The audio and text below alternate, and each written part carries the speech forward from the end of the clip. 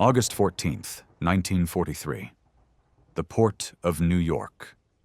Corporal Hans Becker from Stuttgart stood on the deck of the troop ship, his hands gripping the rail so tightly his knuckles had gone white. The 23-year-old Afrika Korps veteran had spent the last 4 days below deck expecting the worst. Nazi propaganda had told him everything he needed to know about America. A weak nation of mongrel races. A country where prisoners of war would face starvation and brutality. Becker had believed every word. He'd fought for 2 years in the North African desert, watching his rations shrink month by month until breakfast meant ersatz coffee and a piece of hard bread. He'd seen his comrades weaken from malnutrition. This was the price of war. This was normal. What Hans Becker was about to discover would shatter everything he thought he knew about the world. The processing center at Fort Dix, New Jersey, became the first crack in the foundation of Nazi ideology. After fingerprinting and medical examination, guards directed the German prisoners toward mess halls. Becker and his fellow captives entered expecting thin soup and moldy bread. What they found instead stopped them in their tracks. Long tables covered with white cloth, trays of food steaming in the summer heat, the smell of fresh bread mixing with something sweet and unfamiliar. American soldiers in clean uniforms serving portions that seemed impossible. Scrambled eggs, yellow and fluffy. Bacon, actual meat, crispy and fragrant. Toast made from white bread softer than anything Becker had touched in years. Butter. Real butter, not the ersatz margarine that had become standard in Germany. Coffee, dark and rich, with white sugar sitting in bowls on every table. And milk. Fresh, cold milk in glass pitchers. Becker would later write in his diary that he thought it was a trick. A propaganda show meant to be photographed. He waited for someone to take the food away before they could eat it. No one did. The American guards simply gestured for the prisoners to sit and eat. One of them, a young private from Iowa, even smiled and said something in English that the Germans couldn't understand but recognized as friendly.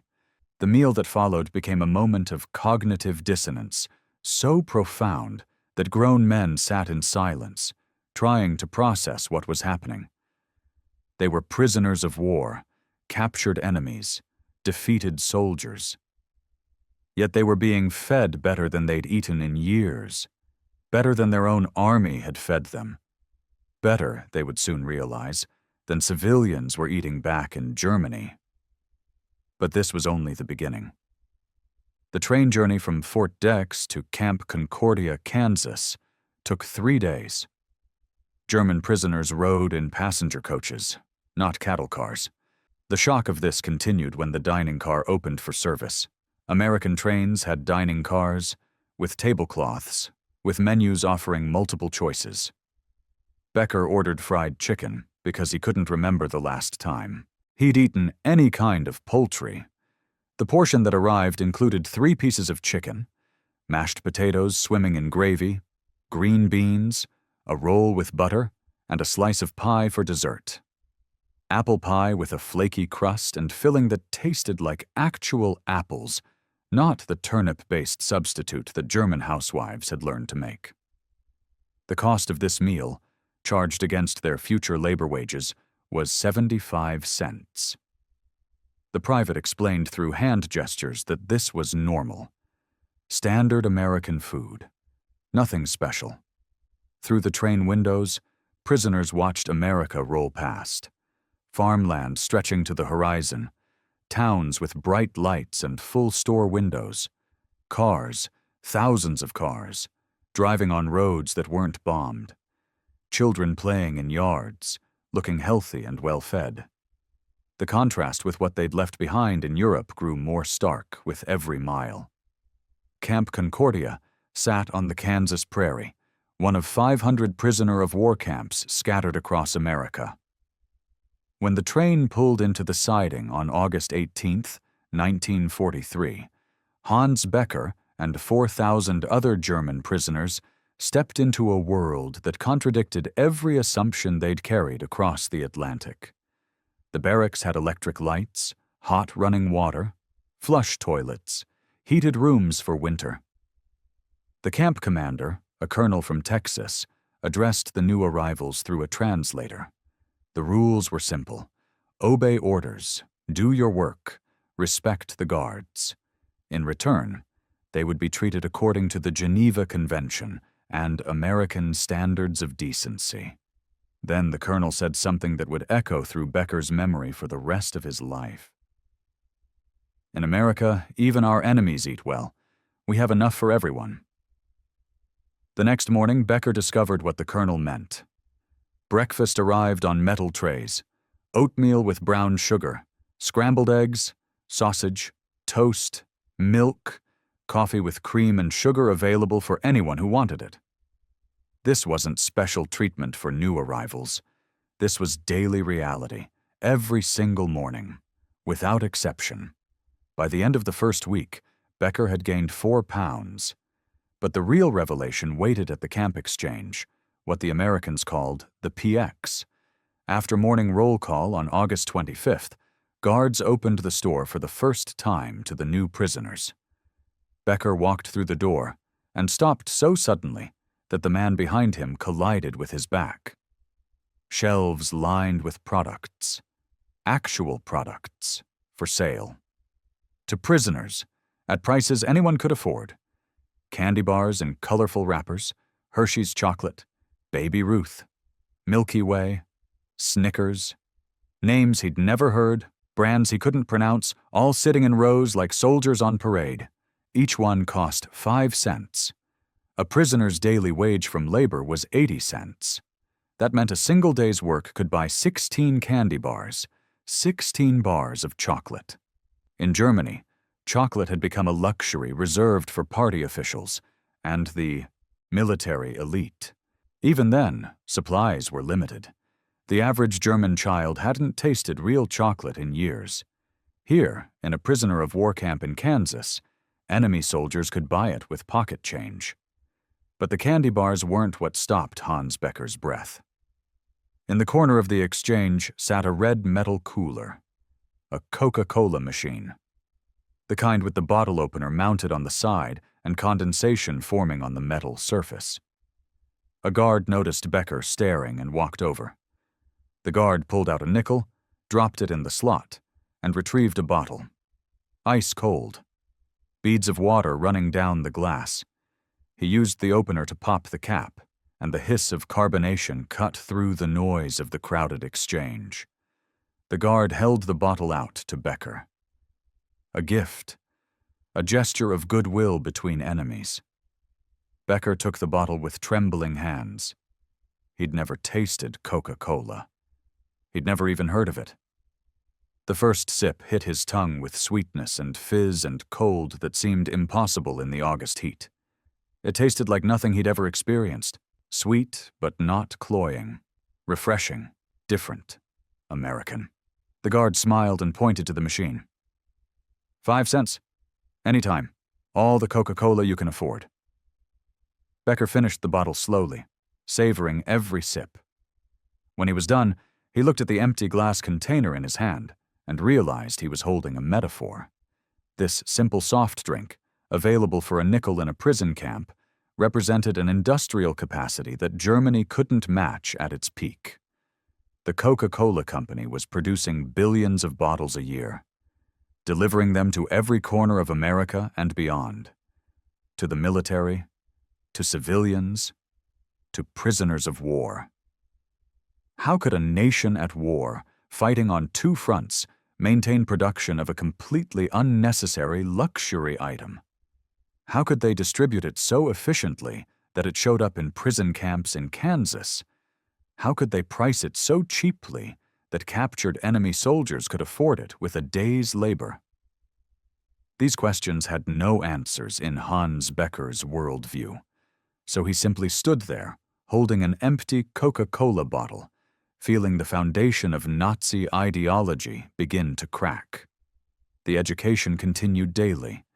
Every meal brought new surprises. On Sundays, The mess hall served roast chicken with dressing. On Tuesdays, there was always pie, apple, cherry, peach, depending on the season. The portions never shrank. The quality never dropped. The sugar bowls stayed full. The milk stayed cold. Prisoners gained weight.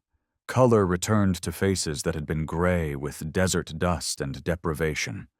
Men who'd grown accustomed to constant hunger discovered what it felt like to eat until satisfied, to have seconds if they wanted them, to occasionally decline food because they were full. This abundance wasn't limited to the camps. As labor shortages intensified in 1944, German prisoners began working outside the wire. They picked cotton in Texas, harvested wheat in Montana, canned vegetables in California. Every job brought them deeper into contact with American society. Every contact reinforced the same impossible truth.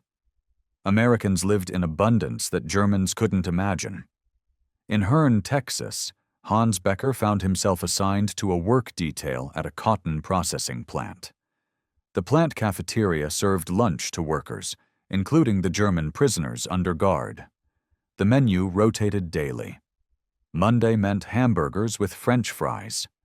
Tuesday brought fried chicken. Wednesday featured meatloaf. Thursday offered barbecue. Friday always meant fish. Each meal came with sides. Vegetables, usually 2 kinds. Bread with butter. Dessert, often pie or cake. And to drink, a choice of milk, coffee, or iced tea. That last one particularly fascinated the Germans. Tea served cold with ice and sugar. But the real shock came during break time. The plant had installed vending machines in the break room, one for Coca-Cola and other soft drinks, one for candy bars and snacks, one for cigarettes. American workers fed coins into these machines without thinking, retrieving their purchases and returning to work. The casualness of it struck Becker hard. These weren't special treats or rare luxuries. These were ordinary break-time refreshments. A worker named Jim from Houston struck up a friendship with Becker despite the language barrier. Jim shared his lunch one day, a sandwich his wife had packed. White bread, thick slices of ham, cheese, lettuce, tomato, and mayonnaise. The sandwich was bigger than Becker's 2 hands put together. Jim ate half and offered the rest to Becker, who accepted gratefully. As Becker ate this ordinary American worker's lunch, Jim pulled out a thermos and poured 2 cups of lemonade. Cold, sweet, tangy lemonade that Jim's wife had made that morning.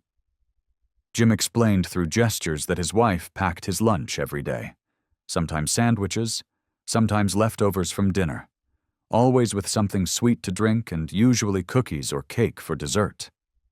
This was a factory worker's lunch, a man who earned wages, not a fortune. Yet he ate better than German officers had eaten before the war. His wife had sugar to make lemonade, flour to bake cookies, ham and cheese for sandwiches. This abundance extended all the way down the economic ladder to ordinary working families. Summer in Texas meant temperatures over 100 degrees. The cotton plant became brutally hot by midday. The prisoners assumed they'd suffer through it as they'd suffered through North African heat. Then the plant manager did something that Hans Becker would remember for 70 years. He brought out ice cream. Not small portions, not a special treat. Actual 5-gallon containers of vanilla ice cream with scoops and bowls and spoons. He set up a serving station in the break room and invited workers and prisoners alike to help themselves. Free. No charge. Just ice cream on a hot afternoon because the manager thought it would boost morale. Becker hadn't tasted ice cream since 1938. A birthday party in Stuttgart when he was 18, before the war, before everything changed. He'd forgotten what it tasted like. The cold sweetness, the creamy texture, the way it melted on his tongue. He stood in the break room, eating ice cream with a wooden spoon, and cried. The American workers looked uncomfortable, not understanding. How could they? They'd probably eaten ice cream 100 times since Becker's last taste. To them, it was ordinary summer refreshment. To Becker, it was proof that he'd been lied to about everything. The letters home began in earnest that summer of 1944. Prisoners were allowed to write censored letters to family in Germany through the International Red Cross. The letters had to be brief and couldn't contain military information, but they could describe daily life. Hans Becker wrote to his mother in Stuttgart, "Dear Mother, I am well and eating better than I have in years. The Americans feed us 3 meals daily, with meat, vegetables, bread, and milk. They have machines that serve cold drinks for 5 cents. Yesterday I ate ice cream for the first time since my birthday before the war. Please do not worry about me. I am safer and better fed here than anywhere I have been since I left home. Your loving son, Hans." His mother's response, which arrived 3 months later, brought devastating news. Stuttgart had been bombed repeatedly. Food rations had been cut again.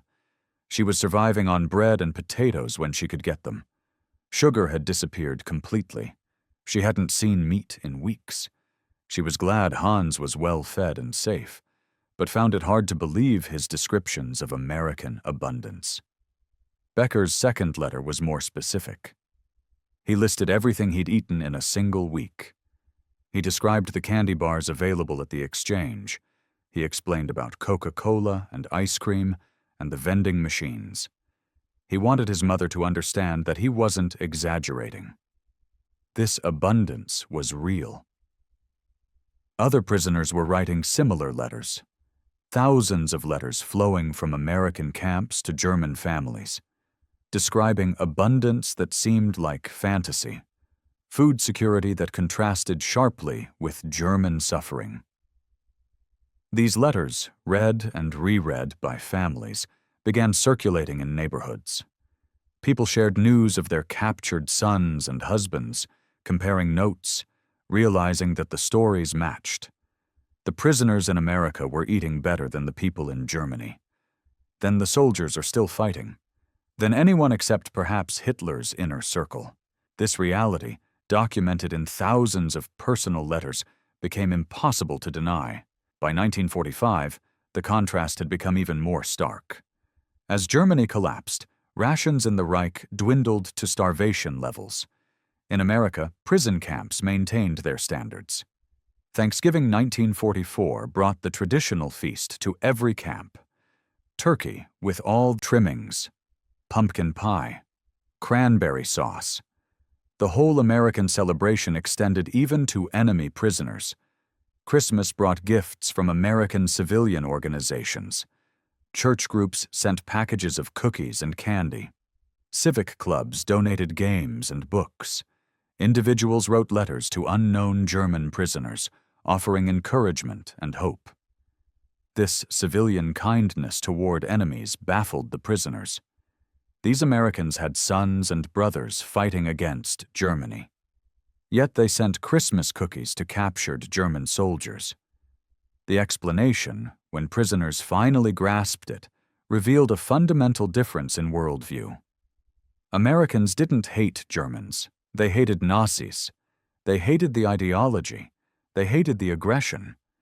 But individual Germans, even enemy soldiers, were human beings deserving of decent treatment. Hans Becker experienced this distinction personally in March of 1945. A guard at Camp Concordia, a sergeant from Wisconsin, struck up conversations with Becker during work details. The sergeant's grandfather had emigrated from Germany in 1889. The sergeant still spoke some German, taught by his grandmother. He shared family stories with Becker, tales of the old country, descriptions of German Christmas traditions that his grandmother had maintained in Wisconsin. The sergeant showed Becker photographs of his family, his wife, his 2 children, his parents.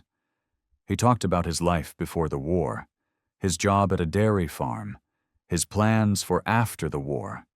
He treated Becker not as an enemy, but as another human being caught up in circumstances beyond individual control. Then the sergeant said something that cut through all the propaganda. "My grandmother still has family in Cologne. I hope they're safe. I hope when this war ends they can rebuild. We're not fighting the German people, Hans. We're fighting Hitler. There's a difference." In that moment, Becker understood something profound. American power didn't come from hatred. It came from principle. These people could feed their enemies ice cream and Coca-Cola because they believed in something bigger than revenge. They believed in human dignity, in fair treatment, in the rule of law. The ice cream shops that operated in larger camps during summer 1945 seemed like hallucinations to new prisoners. At Camp Shelby, Mississippi, the camp exchange had installed a proper ice cream fountain with stools and a counter. It served multiple flavors: vanilla, chocolate, strawberry, butter pecan.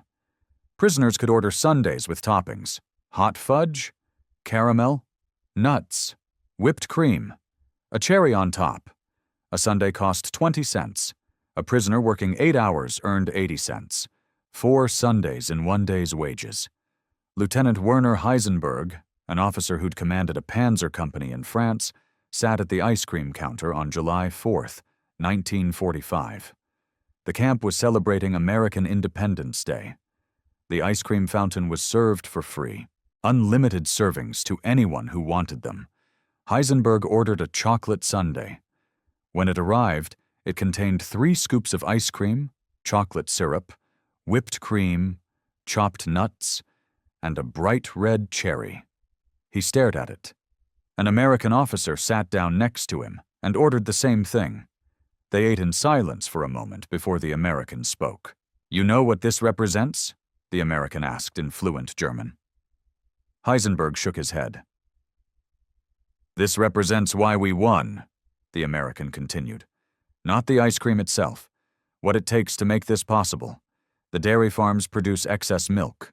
The sugar plantations and beet fields, the refrigeration technology, the distribution networks, the fact that we can make this available even in a prisoner of war camp in Mississippi, the whole system that makes a simple ice cream sundae possible on demand. That system is why you lost."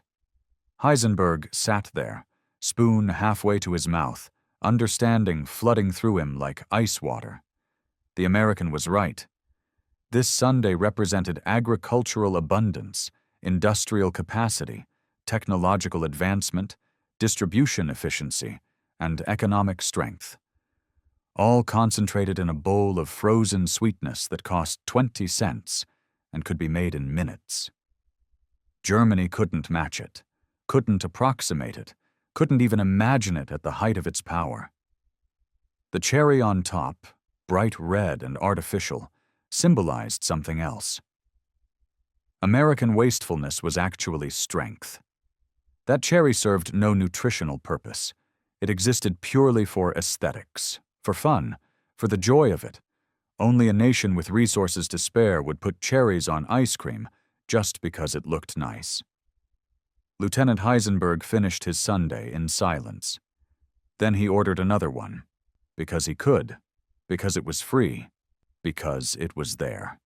The end of the war in Europe brought a flood of new prisoners to American camps, soldiers who'd fought to the bitter end, SS members, hardline Nazis. These men arrived expecting American camps to match the horror stories of Nazi propaganda. They arrived angry, defiant, certain of their ideological superiority even in defeat.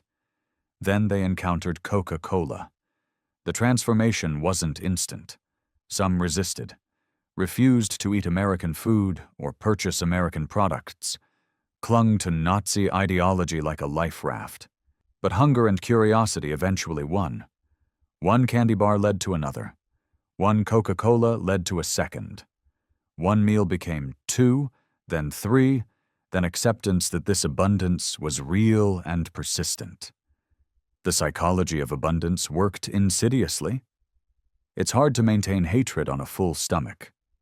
difficult to nurse grievances while eating ice cream, challenging to sustain ideological fervor when the supposed enemy treats you better than your own leadership ever did.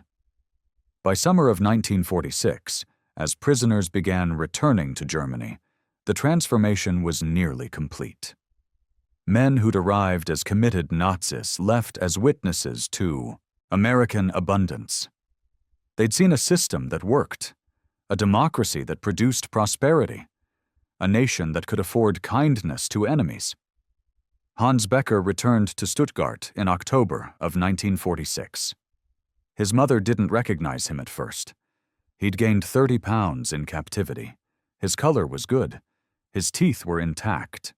He carried a duffel bag containing his possessions and a Red Cross package filled with American goods, chocolate bars, instant coffee, canned meat, cigarettes, sugar.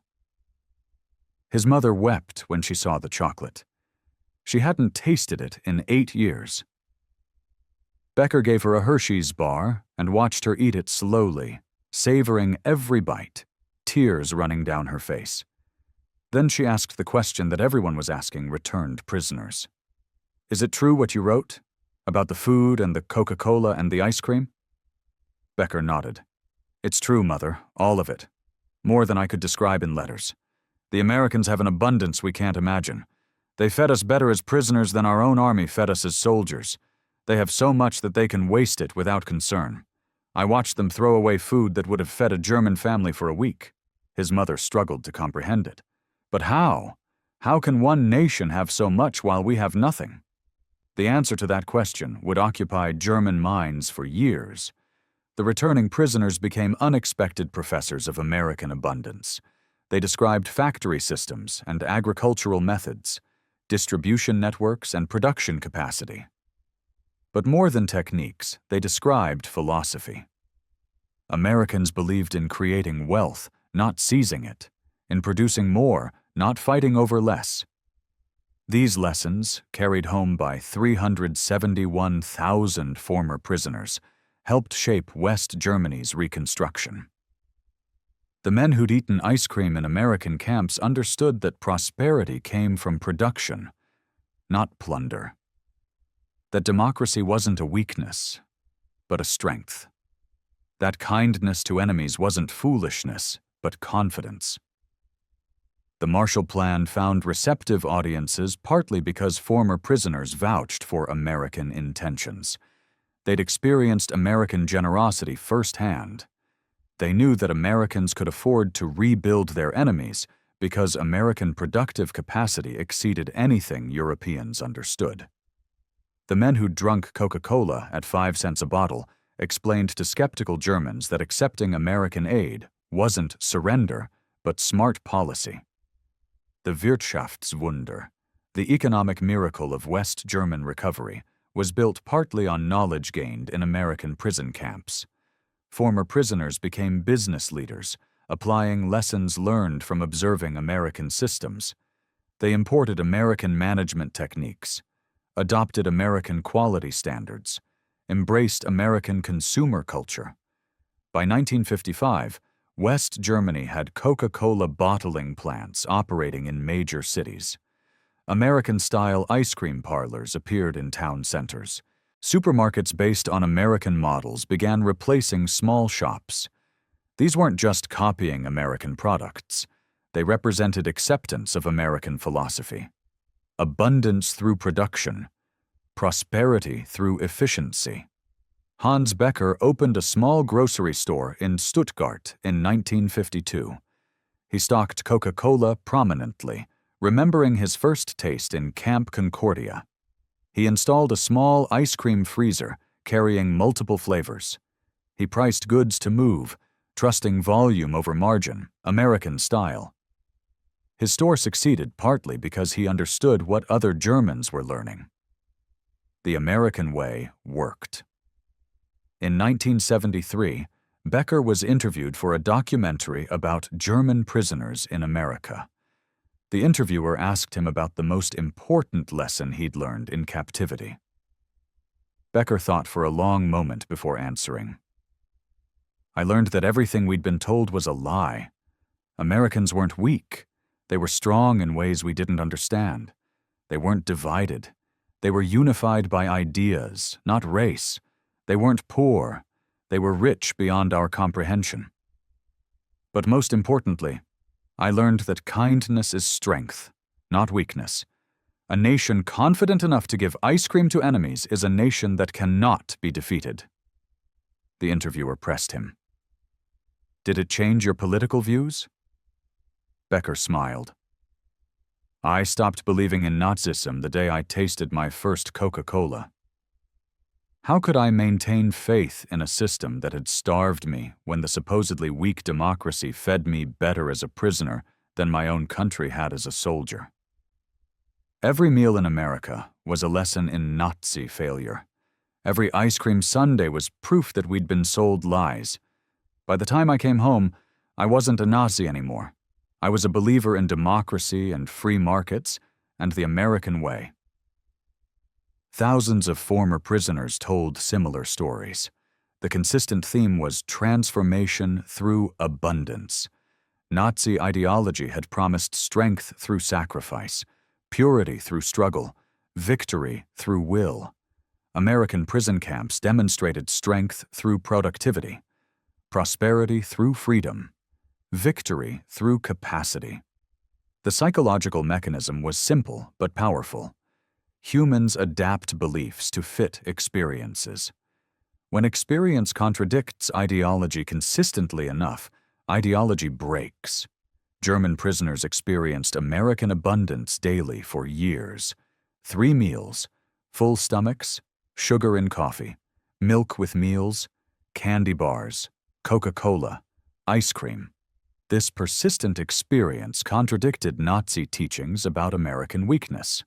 The specific role of sugar, chocolate, ice cream, and soft drinks shouldn't be underestimated.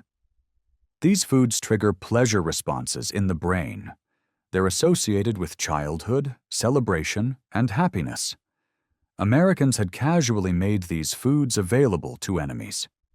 That generosity, combined with the sensory pleasure of sweet foods after years of deprivation, created powerful emotional associations. America became linked with sweetness, plenty, joy.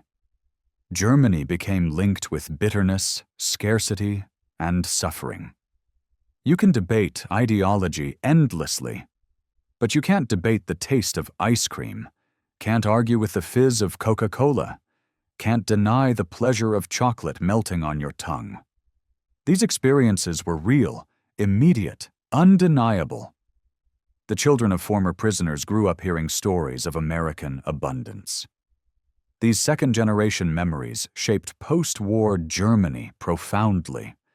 Young Germans dreamed of America as a land of plenty. The generation that rebuilt Germany was influenced heavily by parental tales of life in American prison camps.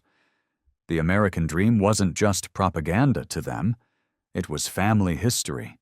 Dad's stories of eating ice cream every week in Mississippi. Uncle Franz's memories of buying Coca-Cola for a nickel in Texas. Grandfather's description of Thanksgiving dinner in Kansas.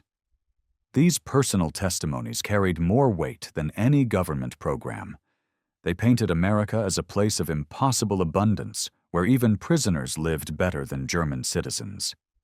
This image helped cement West Germany's Atlantic orientation.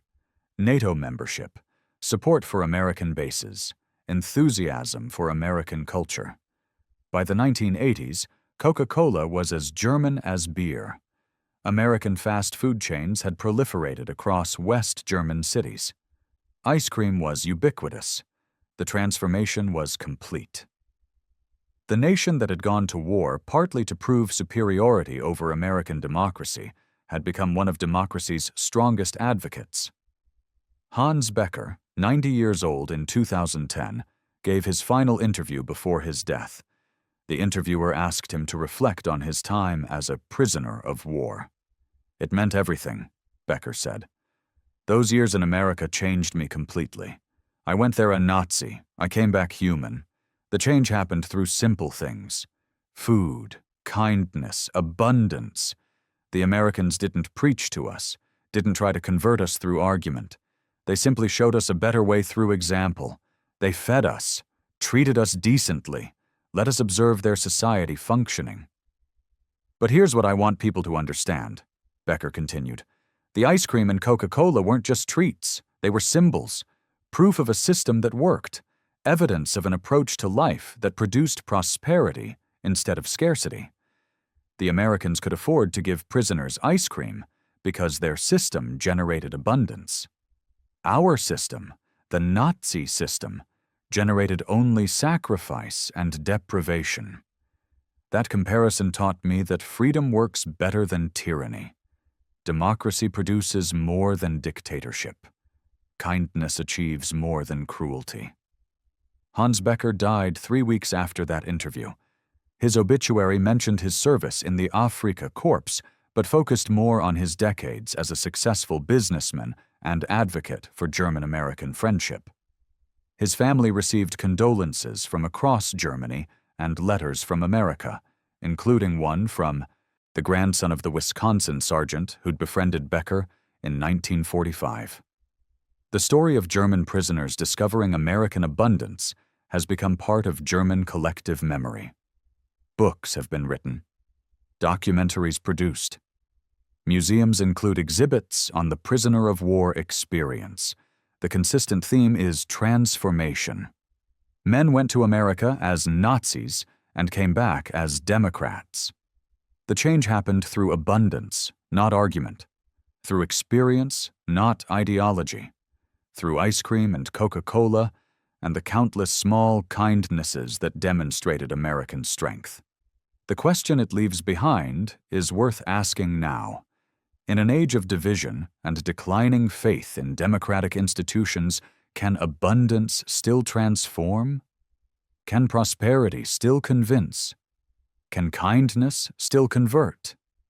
The German prisoners of 1943 to 46 suggest the answer is yes. They experienced transformation through plenty. They learned that democracy works by observing its function. They became believers through direct experience, not abstract argument. Their testimony stands as a reminder that the best propaganda is living well. The strongest argument is prosperity shared. The most powerful conversion happens when people experience for themselves the superiority of freedom over tyranny, abundance over scarcity, kindness over cruelty. The ice cream and Coca-Cola in American prison camps weren't just treats. They were proof of principle, evidence that democracy delivers, demonstration that freedom works. That lesson, learned by German prisoners 70 years ago, remains relevant today, perhaps now more than ever.